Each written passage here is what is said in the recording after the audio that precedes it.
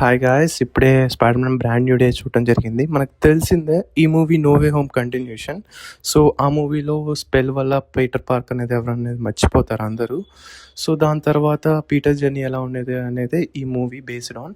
So, that movie పరంగా వస్తే movie అయితే చాలా బాగుంది. I really loved it.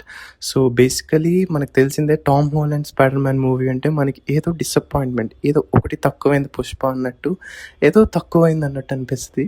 But anyway MCU ఈ మూవీ అయితే చాలా వెల్‌గా ప్రెజెంట్ చేసింది. సోలో మూవీ కాబట్టి చాలా బాగుంది. విజువల్స్ గానీ, ఫైటింగ్ గానీ, అసలు టామ్ హాలండ్ యాక్టింగ్ అయితే ఇచ్చి పడేశాడు. I really loved it. Tom Holland అనే కాదు, ఎవ్రీ క్యాస్ట్ తీసుకున్నోళ్ళు they have done very good job. చాలా బాగా యాక్టింగ్ చేశారు. Everything is nice.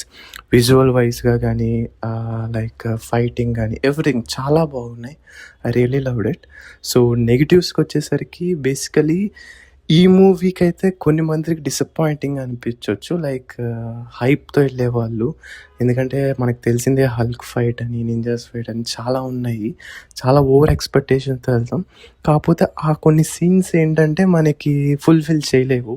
ఎందుకంటే సీన్ స్టార్టింగే చాలా హైప్‌గా స్టార్ట్ అయిద్ది. బట్ ఎండింగ్ వచ్చేసరికి చాలా స్మూత్‌గా ఫినిష్ చేస్తారు. అది అస్సలకి ఎక్స్‌పెక్ట్ చేయలేవు. ఇంకా బెటర్ ఎండింగ్‌తో చేయొచ్చు అలాంటి సీన్స్. కానీ they have concentrated on their plot. Story plot మీద ఎక్కువ కాన్సంట్రేట్ చేశారు. సో దట్ కొంచెం హైప్ పెంచుకొని వెళ్ళే వాళ్ళకి కొన్ని సీన్స్‌లో డిసప్పాయింటింగ్ అనిపించొచ్చు.